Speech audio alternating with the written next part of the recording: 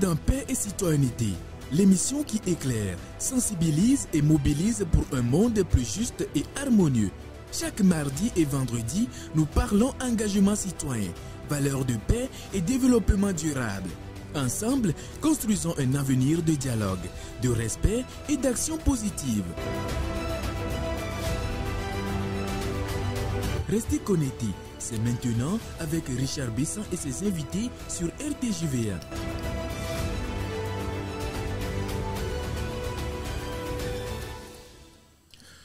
Un réel plaisir de vous retrouver encore, chers téléspectateurs, dans notre rendez-vous incontournable de paix et citoyenneté. Chers téléspectateurs, soyez les bienvenus. Aujourd'hui, le thème qui va nous faire voyager n'est pas des moindres. La paix, socle du développement durable. Et l'invité que nous allons recevoir aujourd'hui, qui va essayer de nous faire voyager avec donc cette thématique, il est un entrepreneur, un web entrepreneur, et il est également le vice-président de la communauté des web networkers professionnels et un engagé de la paix. Alors, comme nul ne peut vous présenter comme vous-même et mieux vous présenter, je vais donc lui laisser donc la part de pouvoir se présenter. Monsieur David, bonjour. Bonjour, Monsieur Richard. Alors, c'est un réel plaisir pour nous de pouvoir vous avoir aujourd'hui sur ce plateau et de pouvoir débattre une thématique assez importante, la paix, socle du développement durable. Alors, je vous laisse vous présenter et on démarre. Tout d'abord, merci, Monsieur Richard, pour votre invitation. Oui. Je suis honoré de partager ce plateau avec vous. Et moi, c'est David Gam. Je suis web entrepreneur, passionné du digital et passionné du marketing relationnel. Je vous remercie déjà tantôt de m'avoir invité sur ce plateau. Je suis honoré de partager ce plateau avec vous aujourd'hui. Et je vais adresser une salutation sincère envers tous mes collaborateurs. Et je pense que nous en aurons bien sûr du temps pour faire les hostilités et tout ce qui va avec.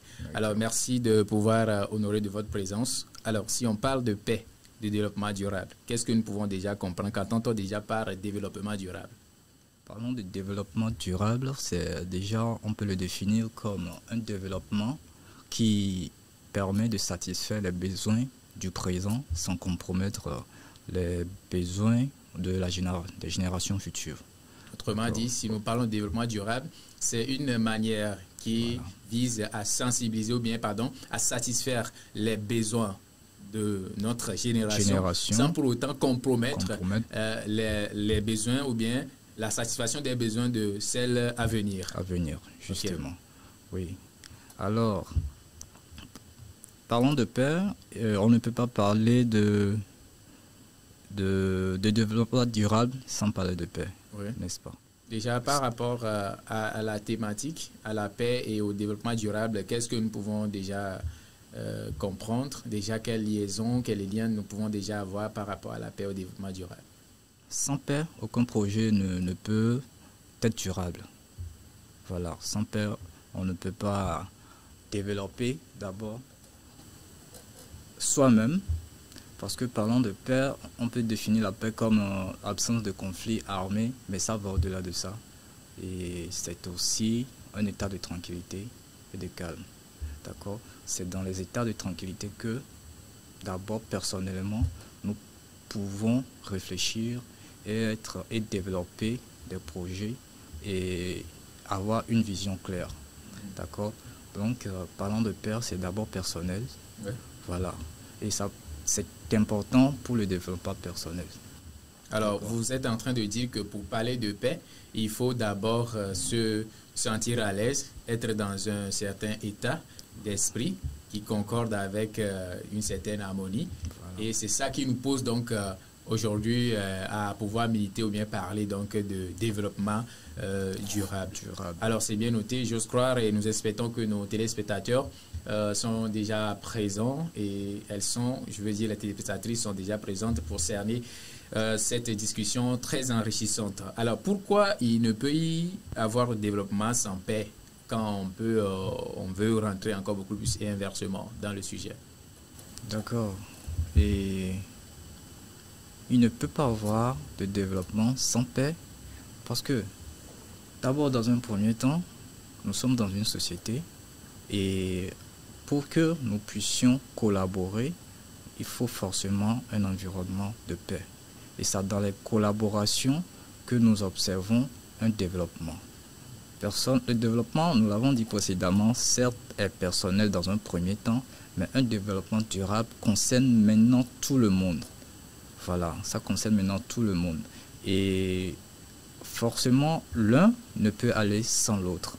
Ils se complètent et on ne peut pas observer un développement durable sans paix. Voilà. Okay. Ça voudra dire que les deux s'intermêlent, si on peut le dire comme ça. C'est-à-dire on ne peut jamais parler de développement durable s'il n'y a pas une paix durable également. Et donc pour parler aujourd'hui donc de développement durable autant pour moi, il va falloir qu'il y ait cette base de paix qui soit initiée, qui se développe également. Effectivement. Alors, cela me pousse bien évidemment à vous poser cette question, à savoir quel rôle donc doivent jouer aujourd'hui les médias, les écoles et bien sûr les familles aujourd'hui dans cette quête de paix pour le développement durable. Voilà. Les écoles ont un rôle très important d'abord d'éduquer. D'accord? C'est à l'école que déjà à partir de bas âge, on apprend à collaborer et à vivre en société, à apprendre la tolérance. Voilà. Et ce qui concerne les médias, eux, ils sont chargés de véhiculer des messages de cohésion parce que déjà en développement durable, ça se propose déjà sur 3 piliers. Le troisième pilier qui est l'aspect social où il faut forcément avoir une cohésion sociale. Donc les médias sont censés alors véhiculer des messages de cohésion sociale. Voilà. Maintenant, en question de la famille, qu'est-ce qu'on peut comprendre? Déjà, quel est le rôle que la famille peut jouer quand on parle de paix? Ouais, la famille, c'est d'abord même la base, parce que c'est en famille qu'on apprend les notions de respect, de savoir-vivre et comment se comporter, avoir des attitudes normales et tout. Voilà, c'est en famille que cela se passe.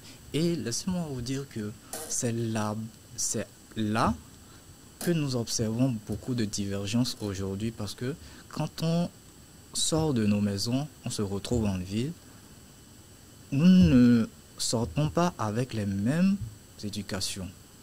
Voilà, nous ne sortons pas avec les mêmes éducations, ce qui fait que parfois on peut toutefois piétiner l'autre ou bien offenser même sans le savoir. Ce que nous faisons dans nos maisons avec nos familles et on le tolère, ce n'est pas forcément la même chose à l'extérieur. Voilà, je vais attirer l'attention des téléspectateurs sur ce point-là, que nous devons forcément cultiver l'aspect de la tolérance. Voilà, c'est la raison pour laquelle moi j'apprécie beaucoup les gens qui ont une richesse culturelle. Ceux qui voyagent beaucoup, vous voyez, ils savent comment est-ce que les gens se comportent dans tel environnement, ce qui leur permet de s'adapter à chaque fois. Oui, de s'adapter à chaque fois. Mais celui qui ne sort pas de son cadre souvent, il est stagné. Voilà, il suffit juste que celui qui est au Togo rencontre un Nigérian qui va le parler, hausser le ton, lui, il va se sentir blessé et très mal. Or, dans le système des autres, des anglophones, ils sont, excusez-moi le terme, un peu brutal. Mais cela ne fait pas des gens qui ne sont pas hors normes, qui sont inhumains. Voilà, qui sont difficiles à vivre. Il faut juste savoir comment celui-ci se comporte pour t'adapter, en fait, pour avoir un environnement de paix. Ok. Voilà. Là, merci beaucoup. Déjà, si par rapport aux éléments que vous étiez en train de relater, cela prouve qu'il y a du travail. Et s'il y a du travail, il y a bien sûr des défis qui sont énormes aujourd'hui si nous parlons donc de paix. Alors, quels peuvent être donc les défis actuels pour la paix et le développement, surtout dans notre contexte togolais? Oui, les défis actuels pour l'appel développement durable aujourd'hui, dans notre contexte, on peut relater beaucoup, mais je vais aller juste sur quelques-uns. Et aujourd'hui, la jeunesse togolaise se plaint beaucoup, par exemple, du manque d'emploi. Voilà, du manque d'emploi. Ouais. Et d'autres se plaignent d'une mauvaise gouvernance. Et d'autres, les plaintes sont nombreuses, surtout au Togo. Moi, je veux juste attirer l'attention des téléspectateurs, de la jeunesse, sur une chose. Les plaintes ne vont pas faire avancer ou changer grand-chose. Si nous reprochons quelque chose, par exemple, au gouvernement, ou je ne sais pas, aux acteurs de la société aux civile, acteurs de la société civile, par exemple, personne ne viendra faire ce que nous devons faire à notre place. Nous sommes censés prendre des initiatives, proposer des projets, avoir des visions. Voilà, ne pas rester et dire que c'est l'État qui va créer de l'emploi avant que nous puissions et survivre.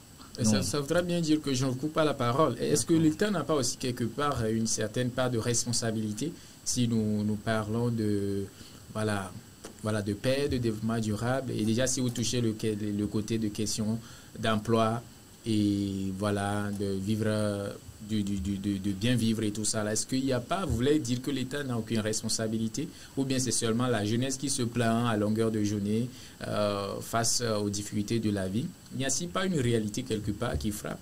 L'État a une grande responsabilité, d'ailleurs, et la responsabilité de l'État est de créer des conditions pour que la jeunesse puisse s'exprimer. Voilà. Et s'exprimer seulement, ce n'est pas de parler. S'exprimer en créant. Voilà.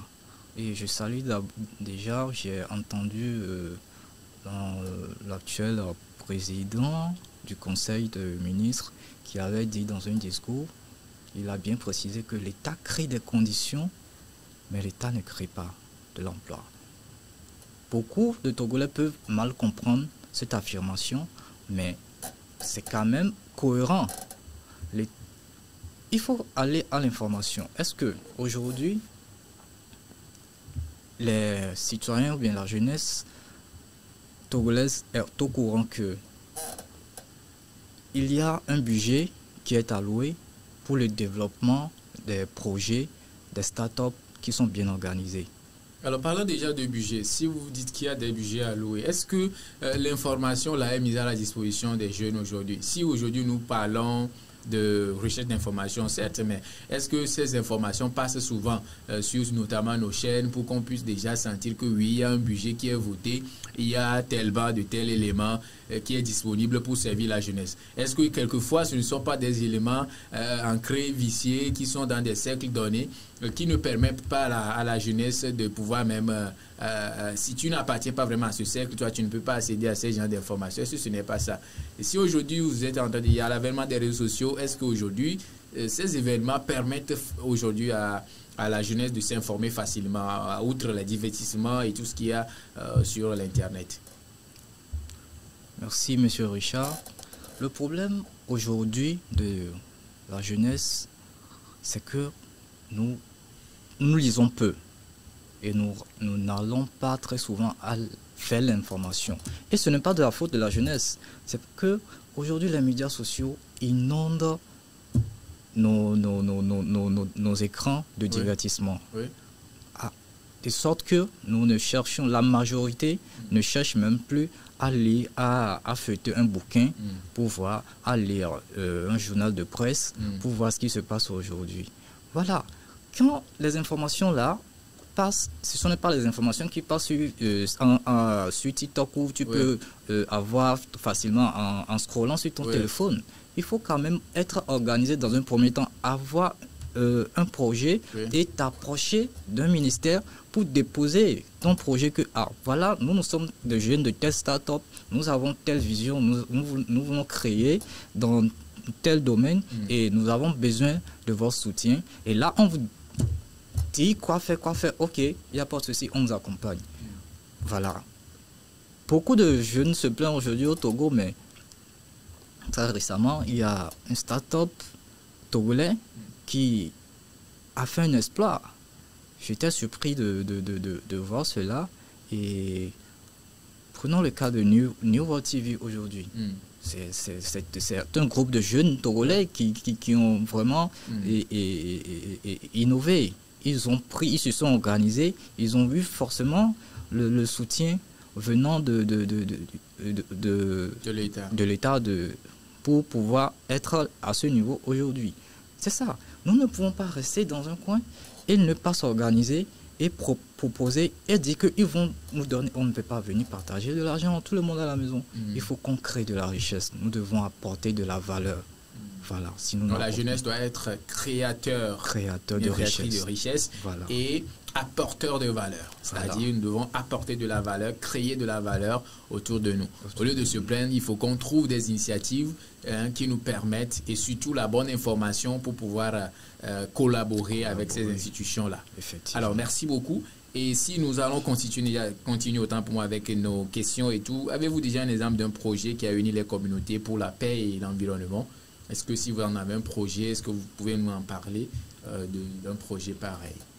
Bien sûr, bien sûr. Aujourd'hui, nous sommes à l'ère du numérique et beaucoup d'opportunités sont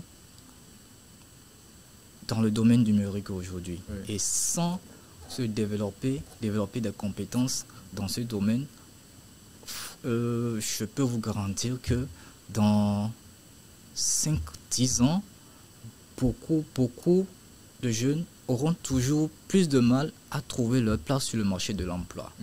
Parce qu'aujourd'hui, tout est informatisé. Prenons l'exemple d'un jeune qui sort de l'éducation classique, il finit sa licence, il sort, mais sans compétences informatiques, il ne sait pas comment est-ce qu'on fait on saisit les choses, on peut créer quelque chose. Créer un fichier Word, par exemple, et il ne peut pas faire une présentation PowerPoint. À sa soutenance, il a dû payer à quelqu'un pour qu'on puisse lui faire sa présentation PowerPoint et il est venu défiler ça à la soutenance et c'est fini. Maintenant, ce jeune dépose son CV et on voit, il est formé, il sait bien parler, bien s'exprimer.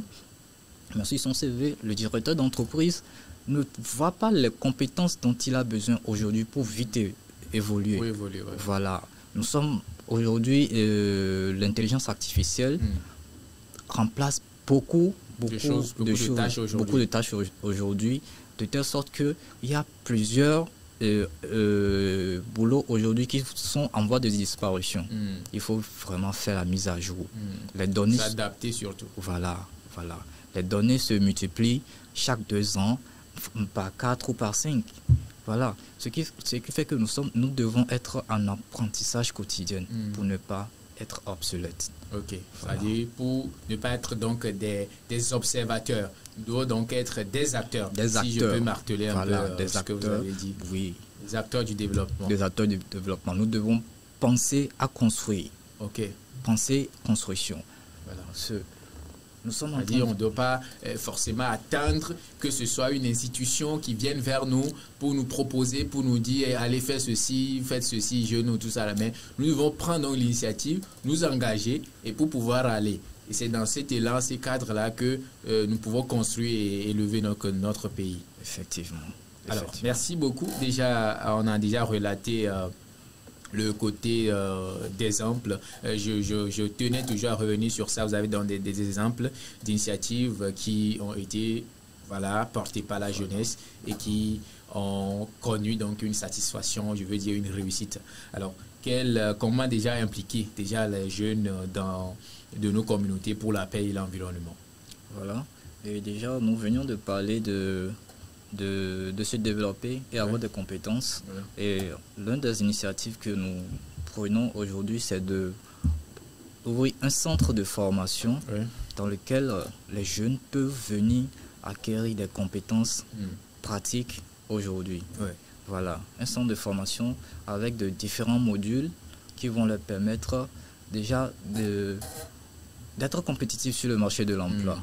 Voilà, c'est un projet qui est en cours de réalisation. Nous l'avions déjà fait ailleurs, nous sommes en train... Donc si je comprends bien, c'est une initiative qui émane de vos responsabilités déjà. Effectivement. De votre engagement à apporter de la valeur. Effectivement, Okay. Effectivement. Et je lance cet appel à toutes les personnes qui seraient volontiers de soutenir ce projet, car nous avons besoin de ça. Nous avons besoin d'apporter de l'information au niveau de la jeunesse. Aujourd'hui, déjà, avec certaines compétences, il y a des plateformes numériques aujourd'hui où tu postules, et par exemple pour la rédaction web, pour le développement web d'un site web, et pour le graphisme, par exemple, le marketing digital, directement, un chef d'entreprise peut te contenter, et en freelance, tu peux être en train de gagner de l'argent sans même bouger de ton bureau, ou avoir même plusieurs contrats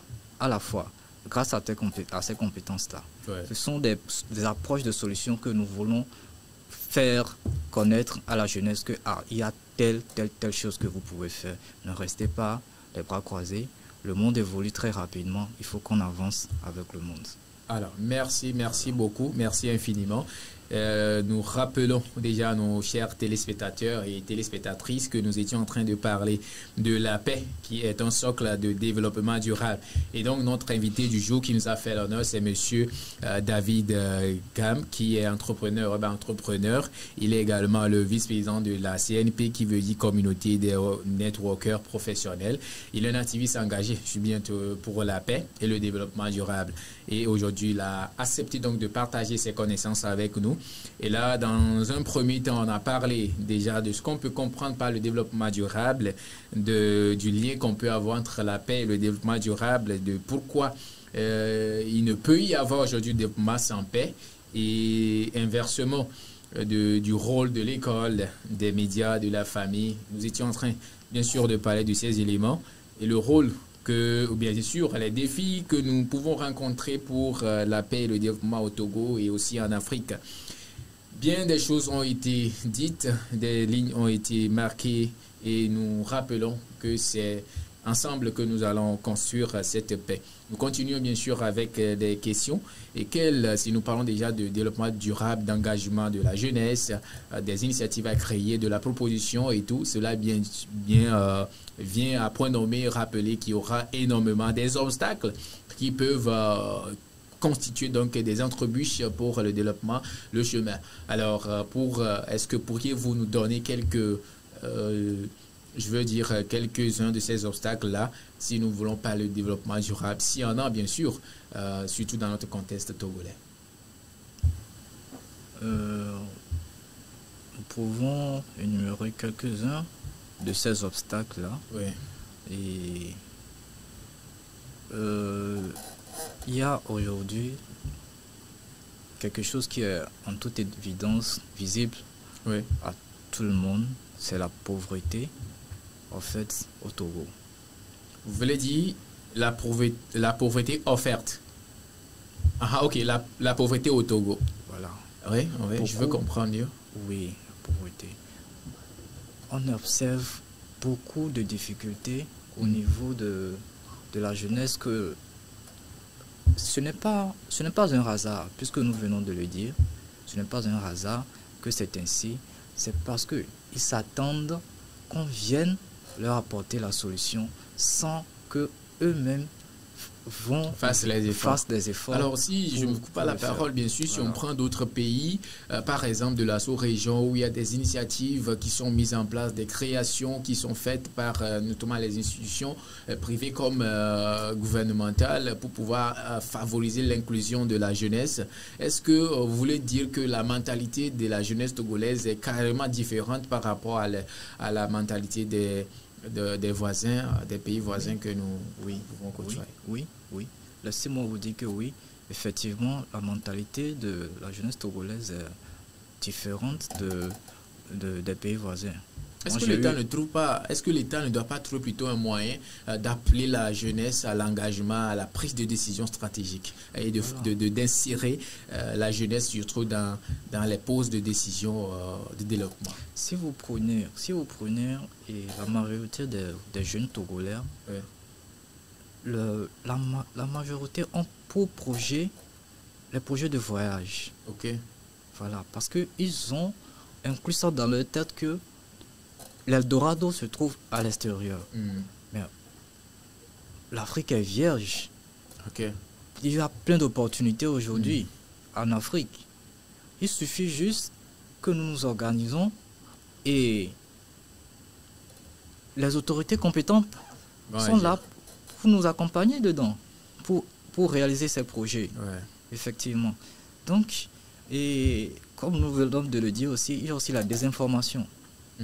La désinformation. Qu'est-ce que vous mettez dans la désinformation? Voilà, ils ne vont pas vers l'information, ils sont tout le temps dans la distraction. Ok. Voilà. Est-ce que ce n'est pas aussi le système qui favorise cette distraction-là? Si nous prenons le cas de la Corée, ou bien il y a plutôt d'autres pays qui ont mis une certaine limite par rapport à des réseaux comme TikTok et même à des initiatives de distraction. Et même si déjà sur le plan national, on constate qu'il y a même plutôt les initiatives de distraction, de divertissement qui sont promues à longue échelle, plus que des initiatives de développement. Si peut-être ce sont des constats que nous pouvons faire aujourd'hui. Oui, vous savez, la vie c'est un choix. D'accord? Toute personne est libre de choisir ce qui l'arrange. Si la politique en place n'interdit pas les distractions, celui qui a une vision, celui qui a un objectif, doit savoir que je ne dois pas suivre la masse. Je dois faire partie d'une minorité qui se concentre sur ses objectifs.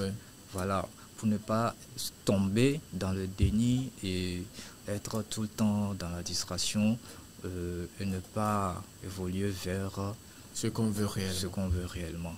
Donc, si nous ne pouvons pas accuser seulement un système de favoriser ou bien de ne pas interdire les distractions. Parce que donc restreindre,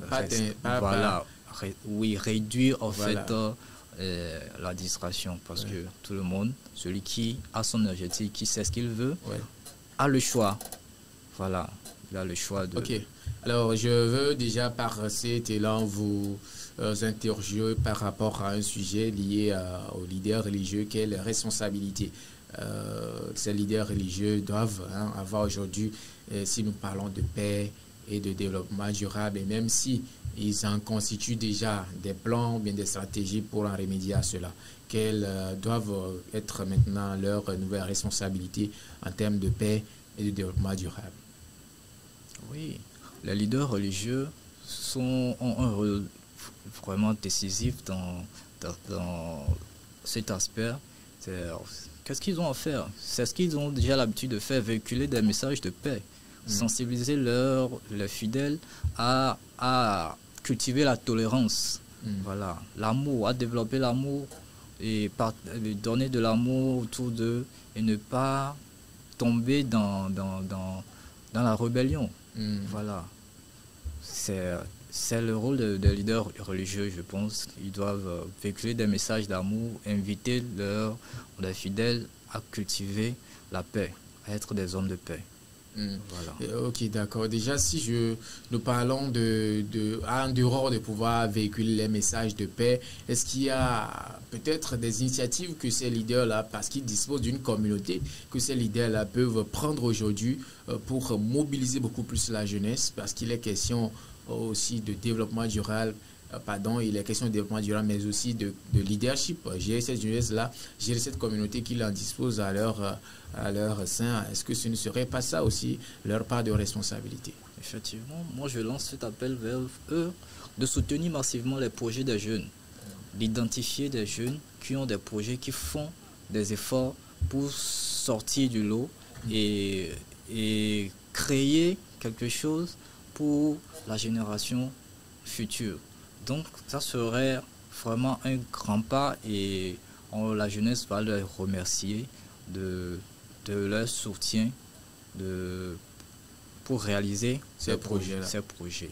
Voilà. Alors, puisqu'il est question d'affaires, de business aussi, et de développement, moi j'aime toujours ça, hein, quand on parle d'affaires, quand on parle de business et tout, et cela me pousse évidemment à vous poser déjà la question, quelle affaire avec le développement du numérique? Si vous en avez peut-être une idée, ça peut nous faire du bien, surtout nous la jeunesse. Quelle affaire aujourd'hui nous pouvons déjà entretenir à cette ère de développement numérique pour favoriser cette paix dont nous sommes en train de parler? Merci pour la question. Déjà, dans le secteur du numérique, moi et mon équipe, nous travaillons déjà plusieurs années et nous avons créé pas mal de solutions.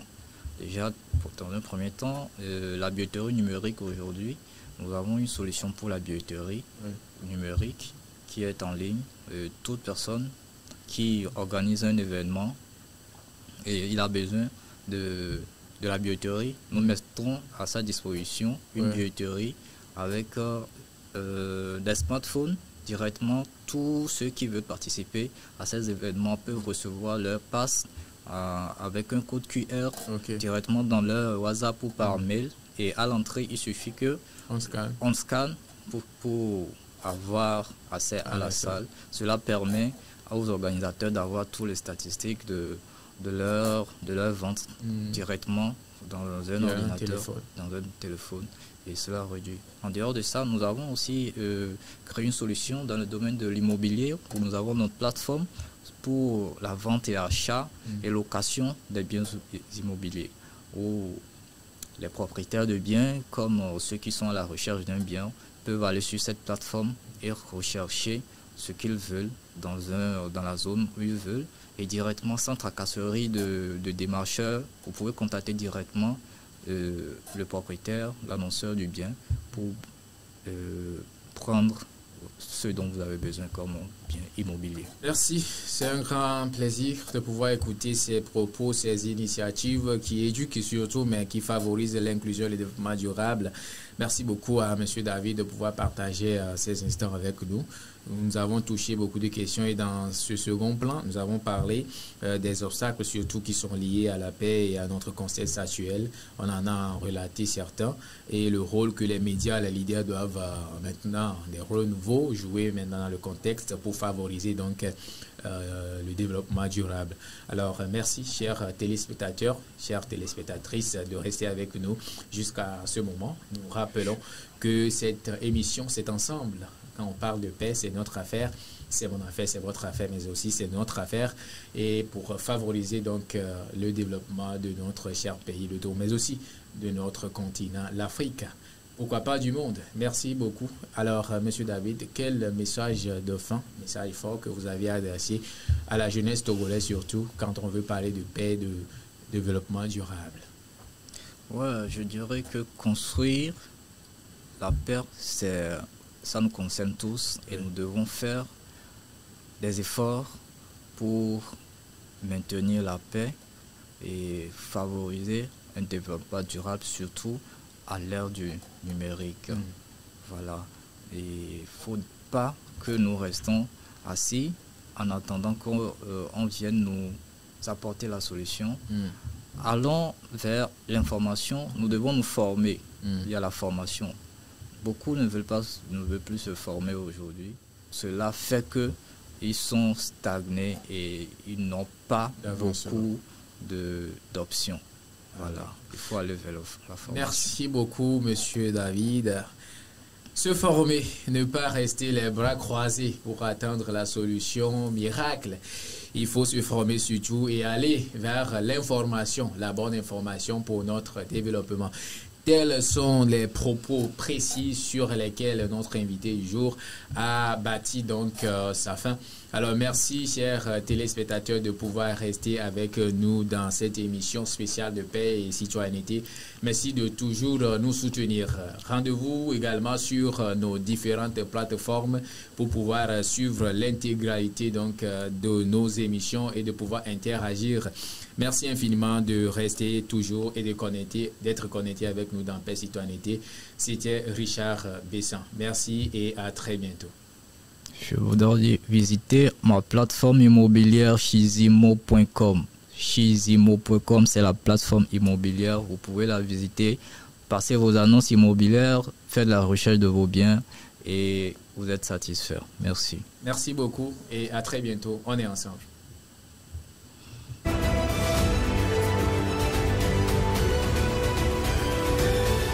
C'était Paix et Citoyenneté sur RTJVA. Rappelez-vous, la paix commence par vous. Engagez-vous, sensibilisez autour de vous et faites la différence. On se retrouve la prochaine fois pour un nouvel épisode.